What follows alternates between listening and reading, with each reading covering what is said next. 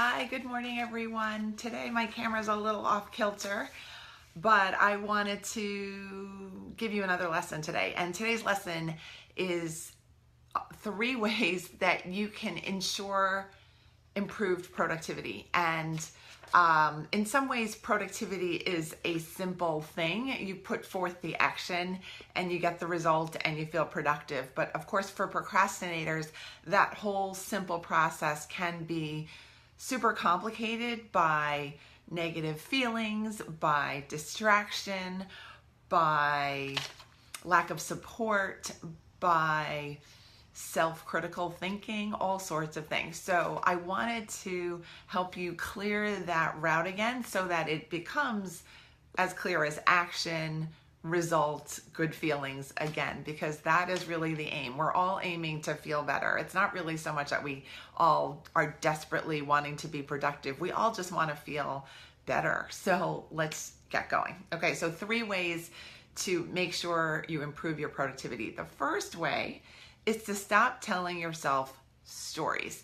This has become my #1 favorite tip of 2018 because we are all telling ourselves so many different stories throughout the day. Our mind is just churning with creative stories about what is going on, about our productivity, and about our lives. And I think that's both fun and dangerous at the same time. It's fun to be able to interpret, oh, this is happening this way. Oh, it's funny that everybody is moving so much more quickly than I am. Oh, it's interesting that I don't have an advisor, but everybody else does. You know, it's these stories of interpretation of what's going on in our lives that keep us away from actual action. We believe the stories that we're telling ourselves. The stories aren't really technically 100% true. And then we get ourselves in a pit of procrastination. We just forget that all we need to do to correct the stories, to get back to reality, is to devise some sort of action plan so that we are connected with the truth story of what's going on. So that we don't have to interpret things. We're actually in the middle of the action. We're actually getting things done. We're getting real feedback in real time, and we're getting real information about what we need to do next. Things get much clearer when we jump into action.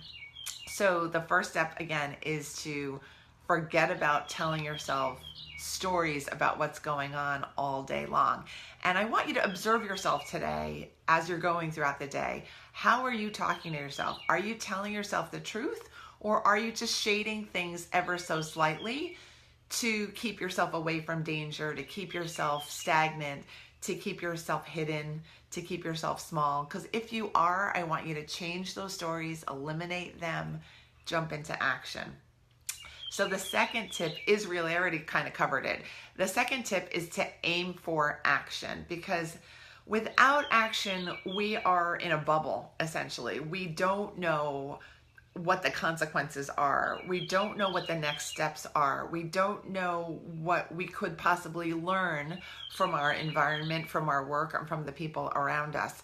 We just learn, again, the stories inside of our head. And honestly, they're not that interesting. What's much more interesting is learning new skills, connecting with new people, getting stuff off your to-do list. That's really fun because you feel more free, you feel more yourself, you feel more empowered, and you feel more excited about your life and the life in front of you, the life that you're about to live. Third step is to limit what you're doing. It's counterintuitive, paradoxical, all those things. But sometimes when we say, oh, I have to do 10 loads of laundry, we decide we're not going to do, good morning, Brandy. We decide we're not going to do any loads of laundry. So instead of saying, I'm going to take on the world, I want you to just, good morning, Karen. I want you to just say to yourself, I'm going to do 2 loads of laundry. I'm going to fit it in this morning. Give yourself the limits. Make your actions doable. Treat yourself well by making your actions kind of bite-sized, that they fit in 45 minutes, so you don't get exhausted and you don't get frustrated and you don't get mad at yourself.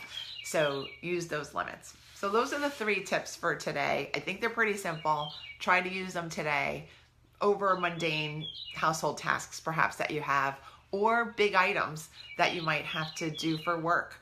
So again, to recap, 1, stop the stories you're telling yourself because they're making you nuts and they're not true and you don't really need them. Because 2, you could just jump into action today. You can make an action plan. You can decide what you actually need to do